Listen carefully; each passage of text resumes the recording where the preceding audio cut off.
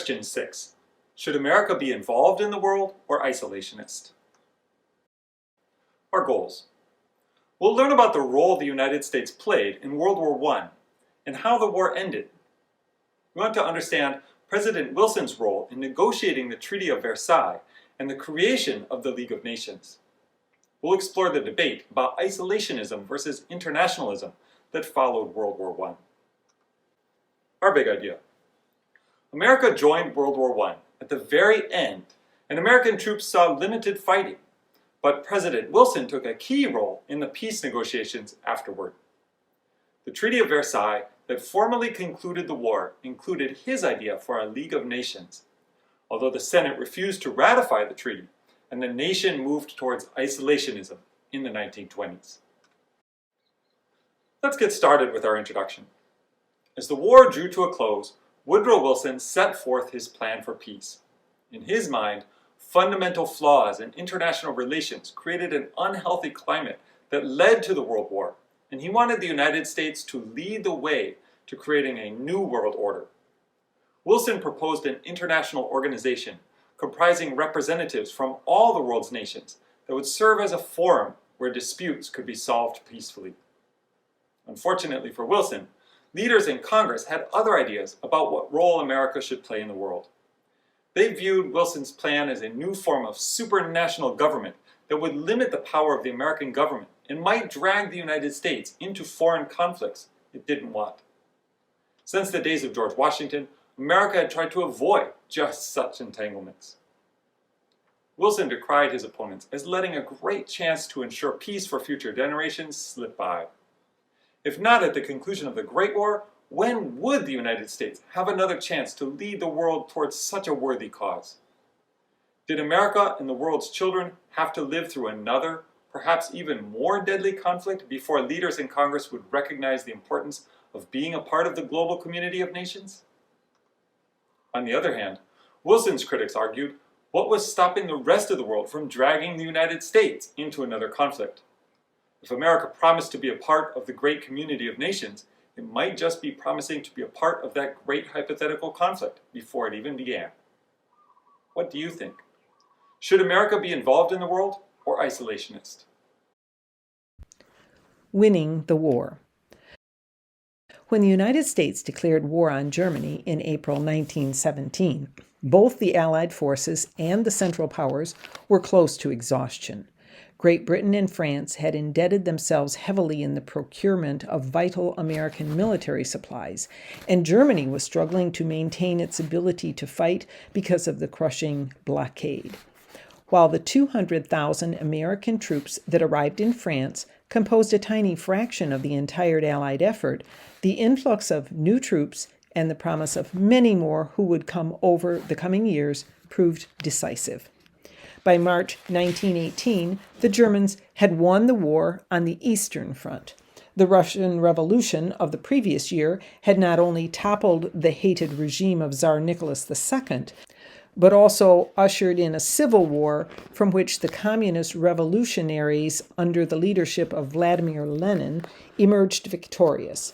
Weakened by war and internal strife, and eager to build a new Soviet Union, Russian delegates agreed to a generous peace treaty with Germany. Emboldened, Germany moved the troops that had been fighting Russia to the west. The American Expeditionary Force, AEF, under General John Blackjack Pershing, entered combat in May 1918, just in time to counter the increased force on the German side. In a series of battles along the front that took place from May 28th through August 6, 1918, including the battles of Cantigny, Chateau Thierry, Belleau Wood, and the Second Battle of the Marne, American forces, alongside the British and French armies, succeeded in repelling German offenses. The Battle of Cantigny on May 28th was the first American offensive in the war. In less than 2 hours that morning, American troops overran the German headquarters in the village, thus convincing the French commanders of their ability to fight against the German line advancing toward Paris. The subsequent battles of Chateau Thierry and Belleau Wood proved to be the bloodiest of the war for American troops. At the latter, faced with German onslaught of mustard gas, artillery fire, and mortar fire, U.S. Marines attacked German units in the woods on 6 occasions, at times meeting them in hand-to-hand and bayonet combat before finally repelling the advance. The U.S. forces suffered 10,000 casualties in the 3-week battle, with almost 2,000 killed in total and 1,087 on a single day. Brutal as they were, they amounted to small losses compared to the casualties suffered by France and Great Britain. Still, these summer battles turned the tide of the war, with the Germans in full retreat by the end of July 1918. By the end of September 1918, over 1 million American soldiers staged a full offensive into the Argonne Forest. By November, after nearly 40 days of intense fighting, the German lines were broken, and their military command reported to Kaiser Wilhelm II of the desperate need to end the war and enter into peace negotiations. Facing civil unrest from the German people in Berlin, as well as the loss of support from his military high command, Wilhelm abdicated his throne on November 9, 1918, and immediately fled by train to the Netherlands. 2 days later, on November 11, 1918, Germany and the Allies declared an immediate armistice, thus bringing the fighting to a stop and signaling the beginning of the peace process. Armistice Day is still observed around the world as a day to remember the fallen. In the United States, it is called Veterans Day. When the armistice was declared, 117,000 American soldiers had been killed and 206,000 wounded. The Allies as a whole suffered over 5.7 million military deaths, primarily Russian, British, and French men. The Central Powers suffered 4 million military deaths, with half of them German soldiers. Although the Americans arrived late in the war and suffered less than half of 1% of all the casualties, the involvement of the United States proved to be a tipping point. Economically, emotionally, and geopolitically, the war had taken an enormous toll in the United States, but especially in Europe. Of the 60 million European men who were mobilized from 1914 to 1918, 8 million were killed, 7 million were permanently disabled, and 15 million were seriously injured. Germany lost 15.1% of its active male population. Austria-Hungary lost 17.1%, and France lost 10.5%. Hundreds of thousands of civilians also died, in large part due to food shortages and malnutrition that weakened resistance to disease.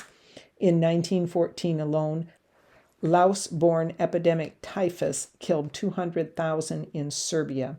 From 1918 to 1922, Russia had about 25 million infections and 3 million deaths from epidemic typhus. In 1923, 13 million Russians contracted malaria, a sharp increase from the pre-war years. Nothing, however, compared to the devastation of a major influenza epidemic that spread around the world during the war. Overall, the 1918 flu pandemic killed at least 50 million people, accounting for 3 to 5% of the world's entire population. The Treaty of Versailles. While Wilson had been loath to involve the United States in the war, he saw the country's eventual participation as justification for America's involvement in developing a moral foreign policy for the entire world. The United States emerged from the war as the predominant world power. Wilson sought to capitalize on that influence and impose his moral foreign policy on all the nations of the world. As early as January 1918, a full 5 months before American military forces fired their first shot in the war, and 11 months before the actual armistice, Wilson announced his post-war peace plan before a joint session of Congress. Referring to what became known as the 14 Points, Wilson called for openness in all matters of diplomacy, an end to secret treaties, free trade, freedom of the seas, promotion of self-determination of all nations, and more. In addition, he called for the creation of a League of Nations to promote the New World Order and preserve territorial integrity through open discussions in place of intimidation and war. As the war concluded, Wilson announced, to the surprise of many, that he would attend the Paris Peace Conference himself, rather than ceding to the tradition of sending professional diplomats to represent the country. His decision influenced other nations to follow suit, and the Paris Conference became the largest meeting of world leaders to date in history. For 6 months, beginning in December 1918, Wilson remained in Paris to personally conduct peace negotiations.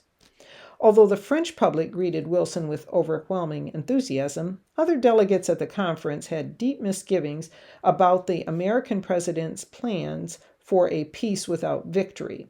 Specifically, Great Britain, France, and Italy sought to obtain some measure of revenge against Germany for drawing them into the war, to secure themselves against possible future aggressions from that nation, and also to maintain or even strengthen their own colonial possessions. Great Britain, and France in particular, sought substantial monetary reparations as well as territorial gains at Germany's expense. Japan had officially supported the Allies but not engaged in the war in Europe. But they too desired concessions in Asia, whereas Italy sought new territory in Europe. Finally, the threat posed by a Bolshevik Russia under Vladimir Lenin, and more importantly, the danger of revolutions everywhere, further spurred on these allies to use the treaty negotiations to expand their territories and secure their strategic interests, rather than strive toward world peace. In the end, the Treaty of Versailles, that officially concluded World War I, resembled little of Wilson's original 14 points. The Japanese, French, and British succeeded in carving up many of Germany's colonial holdings in Africa and Asia. The dissolution of the old Ottoman Empire created new nations under the quasi-colonial rule of France and Great Britain, such as Iraq and Palestine. France gained much of the disputed territory along their border with Germany, as well as passage of a war guilt clause that demanded Germany take public responsibility for starting and prosecuting the war that led to so much death and destruction.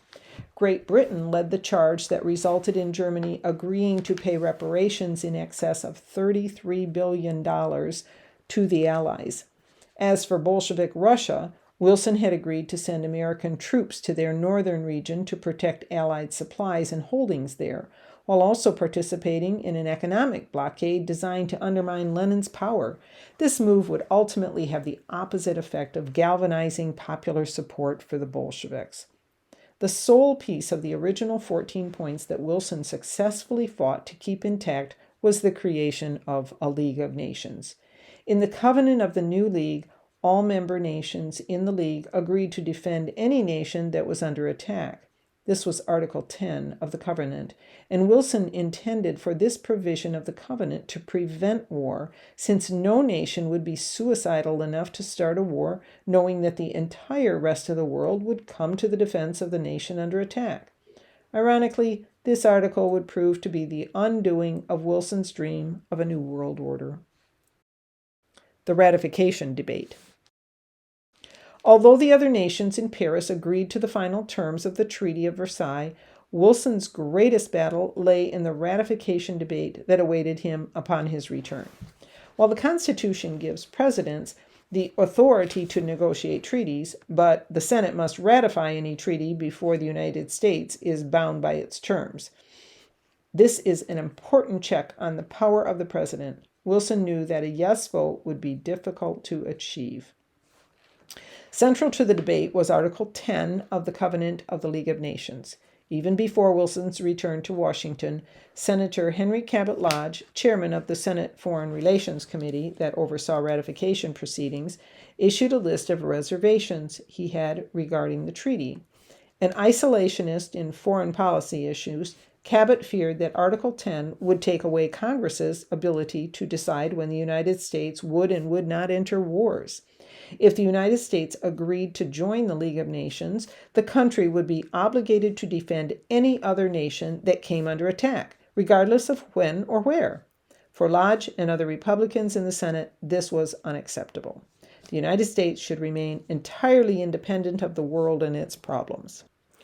On the other side of the political spectrum, interventionists such as Wilson argued that Article 10 would impede the United States from using her rightfully attained military power to secure and protect America's international interests.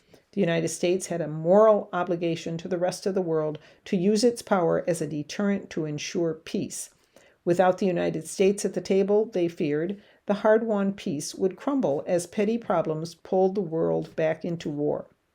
Some Republicans, known as irreconcilables, opposed the treaty on all grounds, whereas others, called reservationists, would support the treaty if sufficient amendments were introduced that could eliminate Article 10.